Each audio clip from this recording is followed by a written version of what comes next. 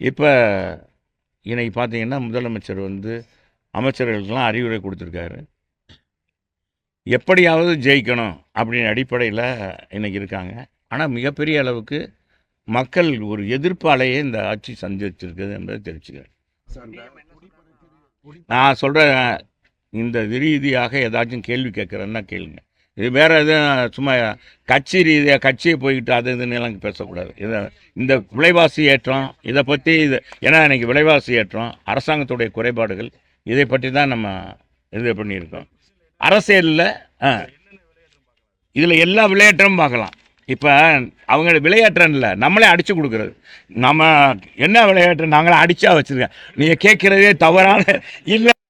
கேள்வி கரெக்டு, நீ கேட்ட கேள்வி கரெக்டு, நெறியாளர் கேட்ட கேள்வி. இது எதுலேயும் விலைவாசி இது கிடையாது. அவங்ககிட்டே கேட்குறான். அவங்ககிட்ட நீங்கள் முன்னாலே என்ன விலைக்கு வாங்கினீங்க, அரிசி என்ன விலைக்கு வாங்கினீங்க. இப்போ அவர் கேட்டார்ல, இவர் தான் மாவட்ட செயலாளர், தகவல் தொழில்நுட்ப பிரிவுடைய செயலாளர் கவிச்செல்வம். இவரின் கீழே 25 பகுதிச் செயலாளர் இருக்காங்க, நிர்வாகி இருக்காங்க. அத்தனை நிர்வாகியும் இன்னையிலேருந்து மதுரை மாநகரில் எல்லா பகுதியிலையும் போய் ஒவ்வொரு வீடாக போய் கேட்க போகிறாங்க. இதுக்கு கால அளவெல்லாம் கிடையாது. ஒவ்வொரு வீட்லேயும் போய் கேட்டு அவங்கள்ட்ட முதல்ல அரிசி என்ன விலைக்கு வாங்கினீங்க, இப்போ என்ன விலைக்கு வாங்க, அதான் அவங்களே சொல்லுவாங்க. அதைத்தான் அடிக்க போகிறோம். முன்னால் என்ன விலைக்கு வாங்கினாங்க, இப்போ என்ன விலைக்கு அப்படின்னு 2 விலையும் அது ரெண்டும் கம்பேரிசன் பண்ணி அவங்ககிட்டே இதை கொடுக்குறோம். அவங்கள்ட்ட கொடுத்தா விடிய ஆட்சியினுடைய விலைவாசி ஏற்றத்தை அவங்க வீட்டுக்கே தெரிஞ்சுக்கிற மாதிரி. இது அருமையான கான்செப்ட். இது வரைக்கும் யாருமே செஞ்சதில்லை. இது யாரையும் கேலி கிண்டல் பண்ணி அல்ல, அரசாங்கத்தை கேலி கிண்டல் பண்ணல. அரசாங்கத்துக்கு உண்மையான நிலை, இன்றைக்கி மக்கள் படுற உண்மை நிலை. இதை கூட நான் என்ன கேட்குறேன், முதலமைச்சர் தன்னுடைய இதை கூட ஒரு இதாக எடுத்து எவ்வளோ தூரம் நம்மளுடைய ஆட்சியில் விலைவாசி ஏற்றிருக்குன்றத இது அளவுகோலாக எடுத்து நம்ம முதலமைச்சர் பார்த்து அந்த விலைவாசியெல்லாம் குறைக்கிறதுக்கு கொஞ்சம் ஏற்பாடு உங்கள் ஊடகங்கள் மூலமாக இந்த செய்தி பார்க்குற முதலமைச்சர், என்னப்பா இவ்வளோ விலைவாசி ஏறி இருக்குது, அவங்க காலத்துக்கு நம்ம காலத்துக்கு இவ்வளோ வந்துடுச்சே, நம்ம பாலாறும் தேனாரும் ஓடுது, நம்ம ரோல்டு மாடலாக இருக்கோம், இந்தியாவிலே திராவிட மாடல் தான் முதன்மையானதுன்னு நம்ம சொல்கிறோம். மக்கள் இவ்வளோ தூரம் அவதிப்படுறாங்களான்னு தெரியும். அதை நீங்கள் கொஞ்சம் செய்யுங்க. பழனிசாமி அப்படின்னு சொல்லி விமர்சிச்சிருக்காரு. இது நான் என்ன சொல்கிறேன், திமுக மாதிரி தோல்வி கண்ட இயக்கம் கிடையாது. தோண்ட அந்த கட்சி இருக்குமா இல்லையான்ற நேரத்தில் கூட கலைஞர் தன்னுடைய பேச்சாற்றலும் கவிதையாலும் அவர் எழுதினா உடன்பிறப்பே அப்படின்னு சொல்லி ஒரு கடிதம் எழுதுவார் முரசொலியில். அந்த கடிதத்தின் மூலமே அந்த கட்சியை வளர்த்தார். அது மட்டுமல்ல, எந்த தேர்தல்லையும் அவர் வந்து கூட்டணி அமைச்சு தான் போட்டியிருக்காங்க. கூட்டணி அமைச்சு போட்டிட்டும் கூட அந்த கட்சி செயலிழந்திருக்கு. ஒரே ஒரு தொகுதியில் நம்ம முதலமைச்சர் 91 ஒரு தொகுதியில் ஜெயிச்சார். அப்புறம் அதையும் ரிசைன் பண்ணிட்டார். அதனால் திமுக தோல்வியை பற்றி திமுக பேசவே கூடாது. எங்கள் புரட்சித் தலைவர் எம்ஜிஆர் அவரை வந்து அதிகாரம் பூசிவன், அரசியல் பண்ண தெரியுமா, நடிகனுக்கு நாடாள தெரியுமா என்று கேட்டவர் தான் கலைஞர். அன்றைக்கே கேட்டாங்க. அப்படிப்பட்ட கலைஞரை 3 தேர்தலில் கோட்டை பக்கமே வரமுடாமல் செஞ்சவர் புரட்சித் தலைவர் எம்ஜிஆர். அதிமுக மாபெரும் வெற்றி. முதல் 129 சட்டமன்ற தொகுதி, அடுத்து 80 ஆட்சியை கலைக்கிறாங்க.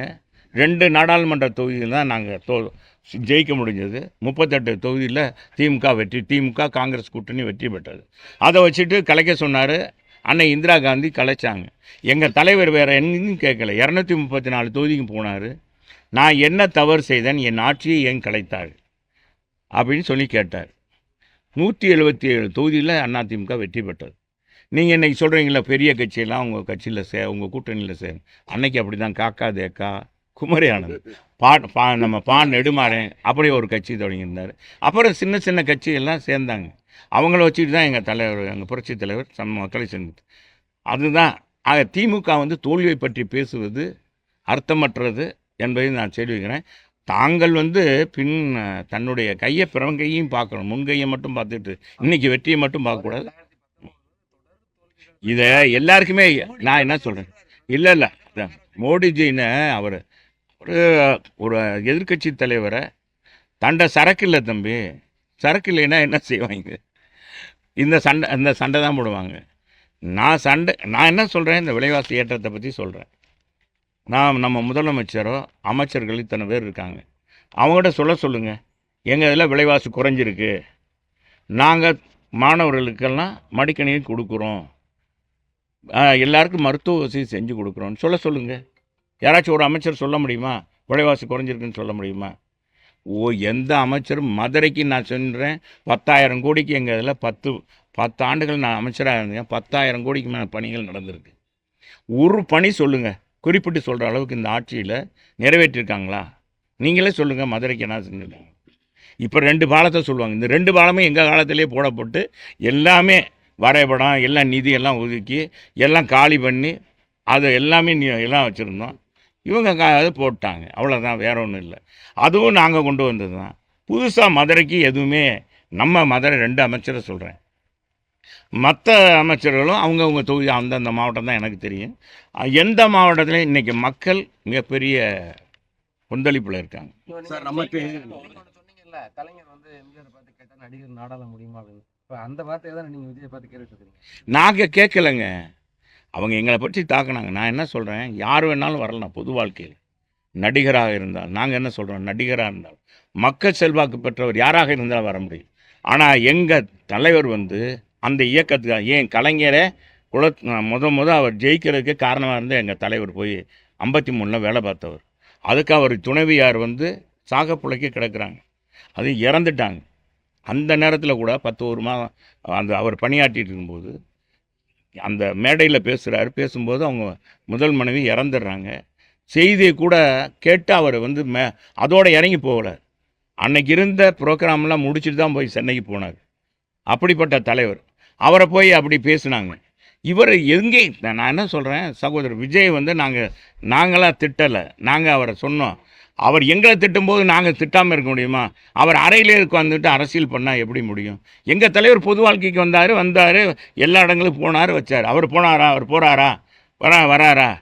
என்னங்க புது கான்செப்ட்? 41 பேரை இறந்ததை அங்கே கூப்பிட்டு சென்னைக்கு கூப்பிட்டு அவங்க துக்கம் விசாரிக்கிறது, இதெல்லாம் புதுசு இல்லையா? பொது வாழ்க்கையில் வந்த பிறகு இது தவறுன்னு தான் சொல்கிறோம். நமக்கான வெற்றி வாய்ப்பு எப்படி இருக்கு? அதே போல பாஜக வந்து ஏங்க, மத்திய அரசு இருக்குது, மாநில அரசு இருக்குது, எதுக்கு இருக்காங்க? போலீஸ் எதுக்கு இருக்காங்க? அவர் வந்தான்னா அதாவது கம்பெனி இது தேர்தல் பிரச்சாரத்துக்கு வர்றது வருதுங்க. இந்த மாதிரி துக்க விசாரிச்சுங்கன்னா அதுக்கு தகுந்த மாதிரி போலீஸ் போடுவாங்க. போலீஸ் இவங்க மேலே நம்பிக்கை இல்லையா? மத்திய போலீஸை வாங்கிட்டு போகலாம்ல. அதெல்லாம் இதை சொல்லக்கூடாது. அதுக்காக சொல்கிறேன். நான் அதுக்கே வரல. அவரை பற்றி விட்டாச்சு. அவர் எங்களை நேரத்தே சொல்லிட்டாங்க, அவங்க வாபஸ் வாங்கிட்டாங்க. எங்களை பற்றி பேசணும், அப்புறம் நாங்கள் எதுக்கு பேசணும்? நீங்கள் இந்த போட்டு வாங்குறதெல்லாம் இருக்கக்கூடாது. நீ இந்த ஊடகங்கள் தான் இங்கிட்டு சிண்டி முட்டி விட்டு உங்களுக்கு ஏதாச்சும் அந்த டிஆர்பி ரேட்டு கூடணும் அப்படின்னு நீங்கள் ஏதாச்சும் கேட்பீங்க. அதை சொல்லுங்க. நான் இப்போ அதை விடுங்க. இப்போ நீங்கள் நாங்கள் என்ன சொல்கிறோம், எங்களுக்கு ஆள போகிறது அண்ணா திமுக, முதலமைச்சராக போகிற எடப்பாடியார். இன்றைக்கி எல்லாம் கருத்து கணிப்பு வந்துகிட்டு இருக்கு. எல்லாம் பார்த்தாலே தெரிஞ்சிடும், எல்லாருக்குமே தெரியும். கண்கட்ட பிறகு சில பேர் சூரியன் நமஸ்காரம். நாங்கள் சொல்கிறோம்ப்பா, நல்லது தான் சொல்கிறோம். எங்கள் நண்பனாக இருந்தாலும் சரி, யாராக இருந்தாலும். இப்போ கூட நம்ம முதலமைச்சருக்கு நல்லது தான் சொல்கிறோம் பாருங்கள். எங்கள் பொதுச் செயலாளர் யாராச்சும் இருந்தால் இதெல்லாம் சொல்லுவாங்களா?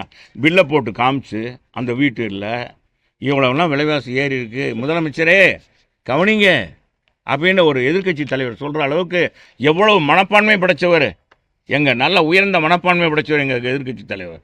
இப்போ எங்கள் பொதுச் செயலாளர் புரட்சி தமிழர் எடப்பாடி. அதனால தான் தமிழ் மக்கள் இன்றைக்கி அவரை முதலமைச்சராக்கணும்னு நினைக்கிறாங்க. சார், நான் ரெடி, அருமை அண்ணன் எடப்பாடி பழனிசாமி என்னை சேர்த்துக்குவாரான்னு திரும்பவும் திரு ஓ பன்னீர்செல்வம், முன்னாள் முதலமைச்சர், உங்களுடைய முன்னாள் ஒருங்கிணைப்பாளர்.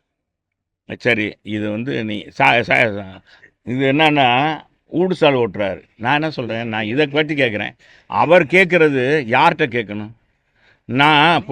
நான் சொல்கிற கேளுங்க, யார்கிட்ட கேட்கணும்? அவர் எப்படி கேட்கணும்? ஊடகம் மூலமாக கேட்பாங்க, இன்னொருத்தர் மூலமாக கேட்பாங்க. ஒரு கட்சியில் சேர்த்துக்கிறது. இவரெல்லாம் ஒருங்கிணைப்பாளர் இருந்திருக்காரு, முதலமைச்சராக இருந்தார். இவர் கட்சியுடைய நிலைப்பாடு தெரியும். இன்றைக்கி இந்த மாதிரி ஊடகத்தில் பேசி தான் அவர் இப்படி ஆகிட்டார். இவர் மட்டும் இல்லை, இவர் கூட பின்னால் இருக்காங்க பாருங்கள், அவங்களையும் பாதிக்க விடுறாங்க. அண்ணன் பன்னீர்செல்வத்தை கேட்டுக்கிறேன், இந்த நாடகமெல்லாம் வேண்டாம். ஏன்னா மக்கள் பார்த்து சலிச்சு போயிட்டாங்க. கலைஞர் நடத்தாத நாடகமா? ஏங்க அவர் இன்னைக்கு முதலமைச்சர் செய்யாத நாடகமாங்க, ஒத்திகையாங்க, அவர் காட்டாத படமா? இவர் புதுசாக காமிக்க போகிறாரு. நீங்கள் அதெல்லாம் விடுங்க, மற்றது என்ன சொல்லுங்கள். சார், இதை பற்றியே சொல்கிறீங்களா? அதிமுக எளிதில் வெற்றி பெறக்கூடிய இடங்களை ஃபுல்லா பாஜக கேட்டு வற்புறுத்துவதாக ஒரு தகவல் வருது. அது உண்மையா சார்? அது உங்களுக்கு வந்திருக்கும், எங்களுக்கெல்லாம் வரல. அவருக்கு வந்திருக்கு போல இருக்கு. அவர் அதனால அதை கேட்குறார். இவருக்குன்னு தனியாக மோடிஜி சொல்லி, அமித்ஷா சொல்லி, நயனா நாயந்தருக்கு என்ன சொல்லியிருக்கேன்னு அது நேராக இவருக்கு சொல்லிட்டார் போல. ஏங்க நீங்கள் வேற இங்கே பாஜக கூட்டம், அதிமுக கூட்டணி மாபெரும் வெற்றி பெற போகுதுன்னு சொல்ல போகிறாங்க. வெற்றி போகுதுன்னு மக்களே மிகப்பெரிய சுனாமி ஏற்பட்டிருக்கு தலைவரை. இந்த ஆட்சியை அகற்றணுண்டு மக்கள் எதிர்ப்பு சுனாமி, இந்த ஆட்சியை அகற்றியே ஆக வேண்டும் அப்படின்னு அடிப்படையில் மக்கள் இன்னைக்கு முடிவெடுத்துட்டாங்க. அதனால் யார் எத்தனை பேர் கூட்டணியில் அதை சேர்ந்தாலும் சரி, திமுகவோட கூட்டணி வச்சாலும் சரி, அவங்கெல்லாம் இந்த சுனாமியில் அடித்து போயிடுவாங்க. அது உண்மை, அது உறுதி. சரி, போதும்.